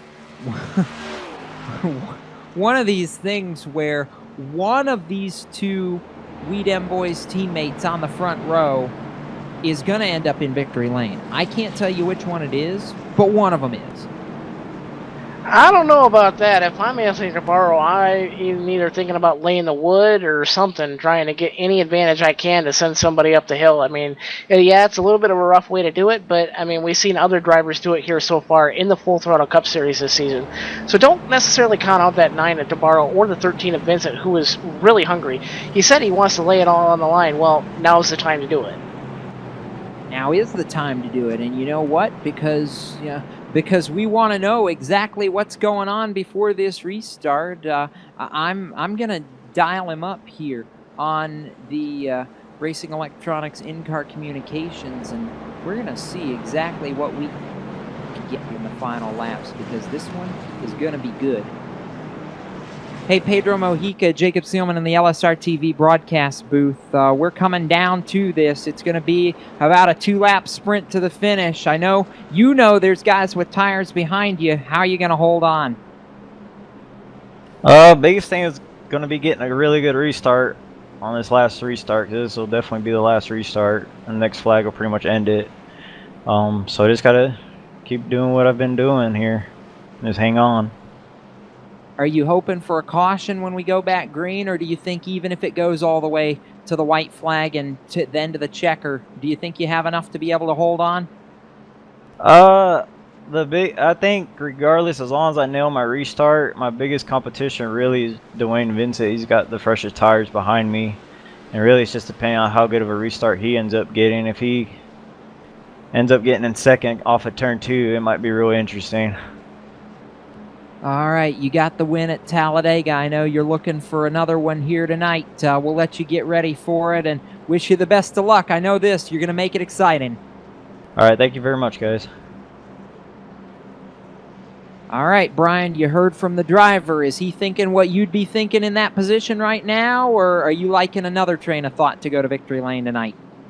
No, absolutely. He's got it. He knows what he needs to do here, and with 2 laps to go, fresh tires aren't going to be that much of an advantage. And I think he knows that. It's just still in the back of his head that Dwayne could get a good enough restart and get there. But Pedro Mojica is one of the best guys out there, and it's going to be tough to beat him. But hey, stranger things have happened. This has been a wild finish to this race, and who knows what's going to happen here. Like Justin was saying, maybe Anthony DeBarro is going to get up on the wheel and maybe use that bumper a little bit to try to make something happen. We could see a little bump and run Martinsville kind of move here. It's hard to say here as we get back ready to go green. The lights are off on the Ford Mustang pace car, so we're going to be going back green when we get back around. 2 laps, 4 miles, 1 shot. The rules are simple. Once the leader takes the green flag, the race is on. If the caution comes out before they get to the white flag, the race is over. If they take the white flag under green, they will race it back no matter what. Justin Rosenau, it's all come down to this, my friend, and you know, it seems appropriate that for a Michigan International Speedway race, we talk about having to be good at one of two things, either fuel mileage or restarts, because it always comes down to one of the two. We got the restart part of it here tonight. Yeah, and I'm just sitting here looking at the pacing behavior of several of these drivers. Anthony Navarro looks like he wants to be on the go. He's going to be practically all over the bumper of your leader, Pedro Mojica, in that 50 JDR Graphics Toyota, when we come out of turn number 4 this time by. And it's really anybody's guess here. It's we're going to shoot these guys out of a cannon. Let's just see what sticks to the wall, for lack of better words, Jacob. All right, they're working off of turn number 4 right now. It's all come down to this. Mojica and Coleman in a pair of Toyotas on the front row. Row 2, a Chevy and a Ford. DeBarro and Vincent. Pace cars gone. Green flag in the air for the final time tonight. The race is on. Coleman comes down. DeBarro's going 3 wide for 1, and here comes Coleman and Vincent on the outside. Almost 4 wide for the lead going into turn number 1. 2 guys ducking back in line. It's Redem boys driving through turns number 1 and 2. 2 laps to go, 1.5 this time by. 3 wide for second out of turn number 2. Mitch Rollo thinks better of it. It's going to be 2 wide now for second going into 3. Look at Coleman. He is blocking, trying to do everything he can for his teammate maybe to get the win. He just wants to make sure one of them can get it done. Here we go. Off turn number 4. White flag coming this time by. Anthony DeBarro's on the bottom side trying to get around the number 20 of Jack Coleman. It's 3 wide behind them. Dwayne Vincent trying to hold off Mitch Rollo and Van Murray making a late race charge, but it's all Pedro Mojica in 1. You gotta try and hang on to it here, because this is gonna be all she wrote.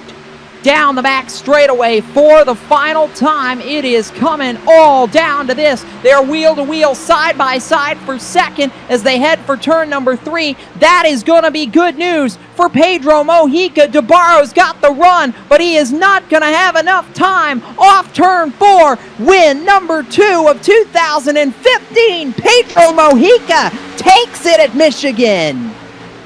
DeBarro comes home a career-best Full Throttle Cup Series finish in second. Dwayne Vincent all the way back to the podium. He comes home third. Dan Murray, Mitch Rollo, the top 5. Coleman gets shuffled to 6th, but he does exactly what he set out to do on the final restart. Defend for his teammate. And Pedro Mojica is a 2-time Full Throttle Cup Series winner in 2015. Great run from the number 9 DeBarro, who almost looked out of it there just on that restart there. Mojica dove down to the apron to block the advance of the number 9 Hendrick Cars Chevrolet of Anthony DeBarro, and that's really all she wrote there for that inside line. And you really thought Chad Coleman was actually physically, guys, in the lead before going to turn number 1, and looked like he gave the position to his teammate. And it was really gangbusters from there on back for second through about 6th, 7th, 8th, as there were actually 7 drivers inside of a second crossing the start-finish line there at the checkered flag. And Jacob, that was one whale of a 2-lap dash. It was a whale of a 2-lap dash indeed, and Mojica gonna burn it down on the front straightaway. A winner at Michigan. We'll talk to him coming up in just a moment. You're watching LSRTV, and the 50's headed for victory lane in the Irish Hills. We'll be back after this.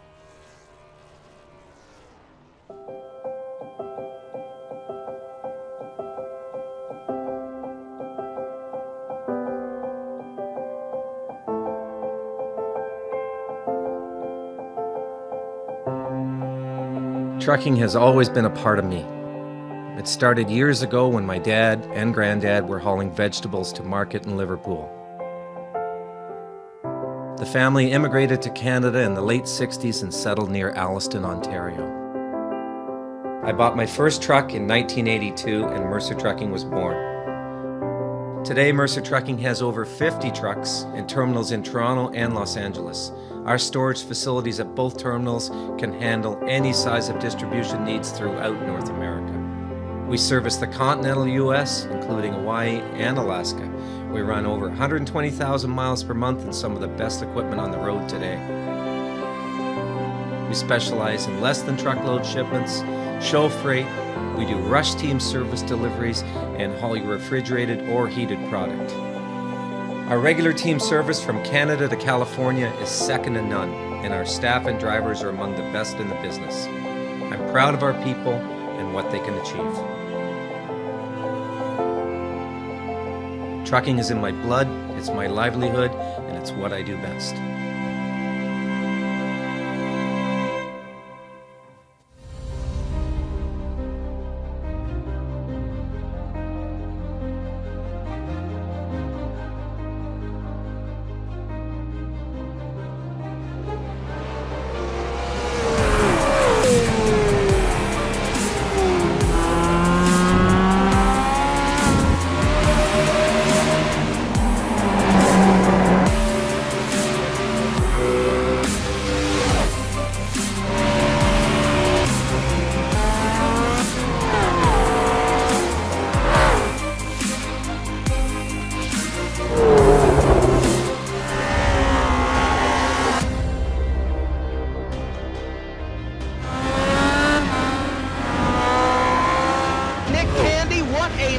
Truex in the outside, contact made. 56 slides it at a 4.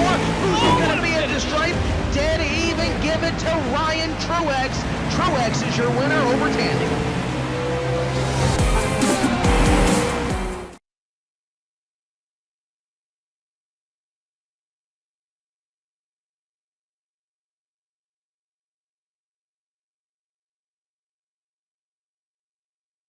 Welcome back, everybody, to the Garry Mercer Racing post-race show here on LSRTV for the Click It or Ticket 180 here at the Michigan International Speedway. Pedro Mojica putting it in victory lane here tonight, and first guy up on the interview list is the driver, the number 13 Royal Speed Dynamics Ford Fusion. He's sitting down on pit road with Brian Macklin. Yep, I have caught up with your third place finisher, Dwayne Vincent. Dwayne, another race here in the Full Throttle Cup Series where you were so close to victory lane, you could taste it. You had fresh tires. If you didn't have all those cautions, could you have gotten the job done and gotten to victory lane? Yep.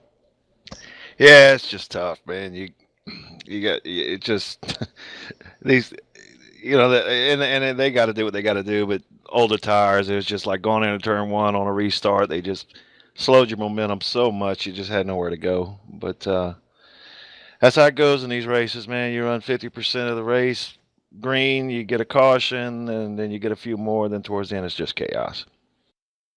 Yeah, and speaking of chaos, on lap 78 on the restart there, we lost the 69 of Corbin Hemstreet. He got extremely loose and had a lot of wheel spin there. What were you thinking as that was going on in front of you and you were trying to dodge that bullet and get away from it cleanly? How did you manage to get through that without getting caught up in it?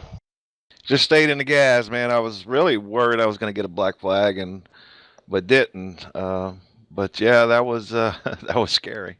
But I just stayed in the gas and kind of closed my eyes and kept going. And you did a really good job there. And another top 3 finish for you. You're obviously still the points leader. Points not an issue. When are we going to see you get in victory lane here in the Full Throttle Cup Series? Well, I said it before, whenever they stop causing all these cautions. All right. And any sponsors you want to plug, any shout-outs you need to make? Who makes it happen for you here? All the guys at One Up Motorsports, all you guys at LSRTV, RSR, and Mom and Dad for watching the race at home. We appreciate it. All right, Dwayne, thank you for catching up with us. That was your third place finisher, Dwayne Vincent. I believe a little bit further down pit road, Justin Rosenau has caught up with your second place finisher, Anthony DeBarro. I'm alongside the driver of the number 9 RCO Boomtown Chevrolet, Anthony DeBarro. You bring it home for a career best second place finisher in the Full Throttle Cup Series. Tell us about that mad scramble to the finish. Ooh, I'm pumped up right now. It's a great finish. I had that speeding penalty early, and I was able to rebound all the way second. That was intense, respectful racing. That's all I say about that. Did you have anything for your winner, Pedro Mojica, or were you just happy to get second? Because it sounds like you were just happy to get second, man. After I went through this whole race, second's great, but I mean, it would have been tough. I mean, I probably could have took a shot, like getting underneath him, but it was just tough to pass. And you got any outlook here for the next race at Dover? I know it was one of your strong tracks there. You did very well in the B car in the Asphalt Assault Series at that racetrack. You think you got what it takes to put yourself in victory lane here for the first time in 1 week's time? I mean, I'd love for that to be the outcome, but I'm just trying to reel off top tens and earn respect since I'm a new guy around here. Who really makes it happen, man? Who's responsible for getting you out to the racetrack week in and week out in that number 9? I couldn't do this without my teammates at Boomtown Sim, and I'd like to thank Corbin, Mitch, Jared, and Chris, and also shout out to Jacob Sealman, Speed 77 Radio, Race Chaser Online, and Performance Motorsports Network also. That's the driver, the number 9, RCO Boomtown Chevrolet with Speed 77 radio on board that machine. That's Anthony DeBarro, came home second, and now down to Gatorade Victory Lane. Jacob Sealman, you caught up with Pedro Mojica. This seems familiar because I was just talking with him a couple minutes ago, but Pedro Mojica, from the radio communication before that final restart, you told me we were just going to see what happened and you were going to go for it. You went for it. You had a ton of help from your teammate Chad Coleman, and at the end of it all, you're sitting here in victory lane for the second time in your Full Throttle Cup Series career. How nerve-wracking were those final couple of laps? That last restart was really nerve-wracking, man. I tell you what, I had a really good restart like I planned, and for some reason, I think going up through the gear, it just wanted to go left, and we about wrecked there. And I pretty much had to play full-on defense and block DeBarro all the way into the entry of 1. And I mean, DeBarro could have gave me the bumper and sent me up the track if he really, really wanted to, and I appreciate him not doing that. It's a really class act, and not doing that, and I really appreciate that from him. So that's definitely something I'll keep in mind if the roles are reversed. But yeah, I mean, Chad and me, we communicated really well to try to get the best finishes for us, but to also try to get a win for our team. He was going to help me, but he wasn't going to let me just pull over, or pull over to let me win either. He was just telling me there before you guys came up was if he got a good run on the outside, he was going to go for it, and that would have made things real interesting if he got on the outside, especially with this setup after a few laps on tires. It gets really tight when you're underneath somebody. But yeah, man, it was last few restarts they were okay. In that last one, my heart about beat out of my chest. But we made it. We got in victory lane. It's good to be back. Last couple weeks we've had winning cars, but just mistakes either by myself or just miscalling pit strategy, not listening to the crew chief. It's kind of hurt us, and we haven't been able to get the wins like we wanted. But this one makes up for all that. You're in victory lane. I know the first one was a restrictor plate race. I mean, you had teammates help then, but you had a lot of help on that last lap from your teammate Chad Coleman. It looked like after he couldn't get back to you, he was just playing mad defense. I mean, how big was that in helping you build up just enough of a run for you, just enough of a lead to hang on to this one? I mean, it was big. I wouldn't necessarily say that. I mean, I guess you could take it either way. I mean, if that was me, I would race as hard as I could for that position as well, trying to get in. I guess we're debating whether, keep going and get in the chase or whatnot, but, either way, it could be taken either way. I would say he's just racing real hard to get second and give us a 1-2 finish for the team. There were points in the race where he did help me out quite a bit to give me the track position I needed to be able to win this race. So, he kind of just, I guess, played it smart on his end and just try to play it smart for the team overall. So, but I mean, him racing those guys there at the end, I mean, that helped a ton because between DeBarro and Coleman racing, Vincent had a hard time getting around him, and that was really the main guy I had to worry about because if he got around them quick, then I definitely don't think I could have held him off. You end up holding them off. Second win of the season, second career. It moves you ever so close to the top 30. I think unofficially you're going to end up, I believe, 30, either 31st or 32nd in the points after tonight. We'll get the final numbers, I know, later tomorrow, but you're so close, and we know you're going to get to the top 30, so this second win basically locks you into the chase. I mean, how big is that for you, knowing that this team really only came into existence about 6 weeks ago? Oh, that's huge. I mean, these guys, they do a lot of practice. They race, really good, and they're really fast with these cars. And I know starting off, it was going to be kind of a challenge, kind of figuring out how things work in this league and how guys race, and just figuring out the atmosphere of this league, of this series. But getting the 2 wins, and really feel like there should be at least one more win in there. Kind of shot ourselves in the foot at Pocono with the pit strategy deal, so we learned from that and applied that here and ended up getting the victory. But yeah, I mean, we've every race that I've done, and then the one race I had JD Laird run for me as a sub, I mean, we finished top 10, and that's what you need to do in this league in order to get in the top 30. You have consistent runs, and I mean, with those consistent runs, eventually, you'll eventually get a win. And you've got 2 now for yourself, for your hip pocket on the season. And Pedro, I know that's not possible by yourself. Sponsors, shout outs, thank yous. Who makes it happen for you in the 50 crew? I gotta give a shout out to JD Laird. That was the my crew chief for this race. I didn't listen to him at Pocono. That's what shot us in the foot and got us back there in traffic, and we were only get back up to 7th, which I felt like we had a winning car for that race. So definitely we communicated a lot better for this race, and we were able to pull off the win. So I appreciate his help. I appreciate the car he painted for me in JDR Graphics. That car looked awesome.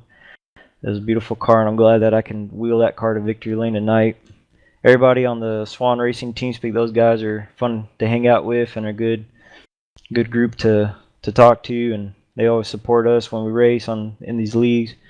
We them boys with Chad Coleman and Paul Cooper who fronted the bill for us to race for this segment. It couldn't be done without them and our good teamwork and just everything we do to help each other out to run the best we can. And then always, the wife and family, always supportive.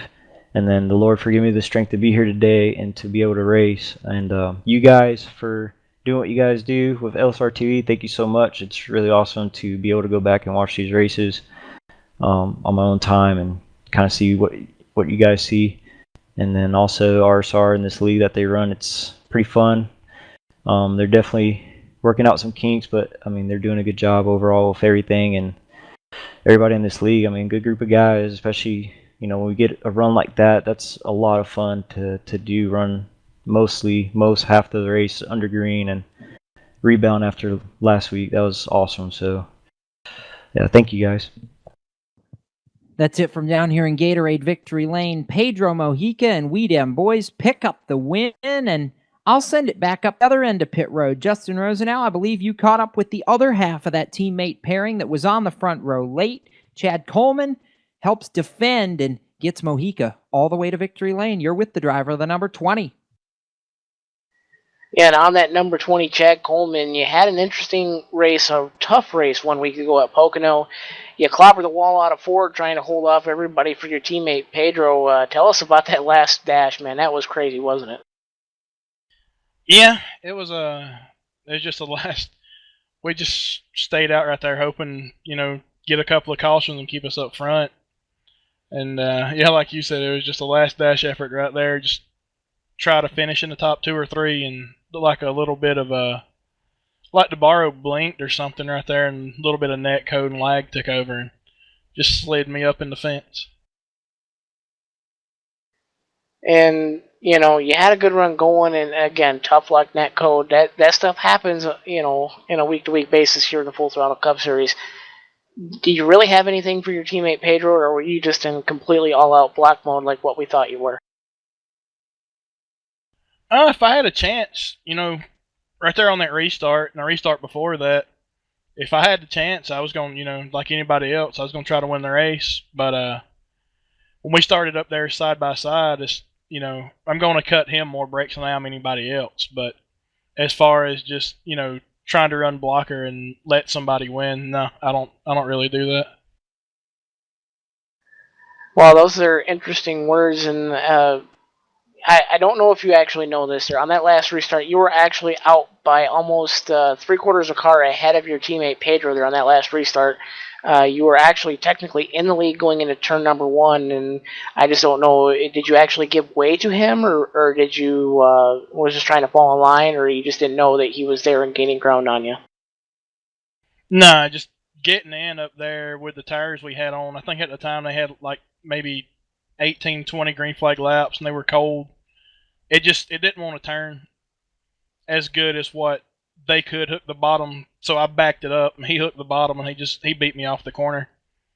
But I mean, you seen like it rolled off the corner when I beat the 9 down the back straightaway right there. But I couldn't get in and hook, and get anything to hook up there. He hooked that seam on the bottom, and he beat me off of 2. I know you're a little disappointed not coming home up in the top 3, but you came home 6th. It's still a good run nonetheless. You were able to beat, several great drivers who had much more unfortunate luck here on the evening. Who's responsible for getting you in that number 20 crew on the racetrack week in and week out? I got to thank Paul Cooper. He paid for this segment for myself and Pedro, and for him to all run this time. And I'm not sure what we're doing for next segment, if we're going to come back and try it again or not. And also got to thank JD Laird, JDR Graphics, for painting for our new car this week with the new body on the Toyota. And that's the driver who finished 6th, the driver, the number 20 Toyota. That's Chad Coleman. And Jacob, interesting race nonetheless. A run down through the top 10 here. Pedro Mojica going to take the victory here tonight, along with the 9 Anthony Navarro on the middle step of the podium. Dwayne Vincent in third in that beautiful number 13. And Dan Murray rallies to finish 4th in the 96. Mitch Rolo recovers to finish 5th after his mid-race issues. The 20 at Chad Coleman, who you just heard from, he's going to finish 6th after clobbering the wall out of turn number 4. Nick Cohan going to finish 7th in that unsponsored number 53 Toyota. The 36 of Rich Jet, one of the hard chargers of the race, moving up 30 spots. He's going to come home in that 8th spot. Sean Casto in the 52. He's going to come home 9th. In the 4 of CJ LeVere comes out of nowhere, moving up 25 spots to take home that 10th spot. In the 11th position is Brennan Mercer, and the number 29, Doug Roth, is 12th. Paul Nicholas Cooper is in the 13th position. Stephen Gottschalk is in the 14th position. William Kempf, after losing it at the very beginning of this race and spinning down the back straightaway, he takes home 15th place. After a wild race for the number 11 machine, Jonathan Goodell is going to take home 16th. Glenn Campbell is going to be 17th. After nearly having a shot at winning this race, David Comstock is going to come home 18th, and 19th is Jose Gonzalez, and rounding out your top 20 is David Lanza, the number 33 machine. 21st going to go to the 15 of Scott Simley. The 42 of Scott Stenzel going to come home 22nd. Last car on the lead lap, 5.5 seconds off the pace, is going to be the 48 of Kevin Linden in 23rd. 41, Nathan Little going to come home first car, 1 lap down in 24th. Brandon Peterson, 4 laps back in 25th. Chad Cole, 5 laps back in 26th. Matt Lacrosse, 6 laps back in 27th. 9 laps back for the 2 of Rhett McBride, who comes home 28th. Stephen Marinac in the 24, 12 laps in arrears to the leader. And Corbin Hemstreet, 12 laps back as well in 30th. In the 31st position, 15 laps down, is Greg Evans, and number 23, Nick Silver, 16 laps back. He's going to finish 32nd. Thomas George is also going to be 16 laps back. He's going to finish 33rd. Eric Brundys, your defending series champion, he's also 16 laps back in the 34th position. Christopher Hurlow is going to finish 35th, 27 laps down. David Kamara is going to finish 36th, 41 laps down. Jeff Ward, after leading early and getting into the wall and having contact with Chad Cole, he's going to finish 37th, 62 laps down. And finishing dead last in the field tonight, 38th position, is Mark Bratcher. He finishes 67 laps behind. So, I know Evan Pasoko is not here, Justin Rosenau, but that doesn't mean I can't use this line. I know he's at least watching the tail end of this broadcast, but after all the chaos of the last 15 laps, 16 laps, I really don't know what that was, but not only did that just happen, it allowed Pedro Mojica to steal his second win of the season. He definitely wasn't the fastest car, but he was in the right place at the right time. And that's really all you can do to describe tonight. I mean, when the dust settled, Pedro Mojica was the one man that rose to the cream of the crop. Some of the best drivers you're ever going to see on the iRacing.com service run here in the Real Sim Racing Full Throttle Cup Series. And with that said, Jacob, I know as far as my final thoughts on the evening, I don't know if we can really glean too much other than the fact that the same guys rode to the front, and you got a couple of new faces up there as well that have just been knocking on the door week in and week out. Pedro Mojica finally takes advantage of that on a non-plate track. Indeed he does. Brian, any final thoughts from you? Yeah, I think the main story coming out of tonight is what could have been for so many different drivers. We saw Jeff Ward and Chad Cole, David Comstock, Corbin Hemstree, Anthony DeBarro. We saw all kinds of guys that were constantly towards the front of the field. Some of them led a lot of laps in this race, and unfortunately were not able to get the job done. It was a tough race for these guys, and Pedro Mojica came away with it in a big fashion, and now he's got a good shot to make the chase. He does. He's actually locked in when he gets to the top 30. So as we say goodnight from the Irish Hills of Michigan, congratulations go out to We Dem Boys and Pedro Mojica, who picks up his second win of 2015. For Brian Macklin and Justin Rosenau and our executive producer Laura Lawson, along with all the crew at Real Sim Racing and the RSR Full Throttle Cup Series, I'm Jacob Seelman for LSRTV, reminding you to keep it off the wall. Until we meet again, we'll see you next time right here on the web. From the Irish Hills, so long and good night.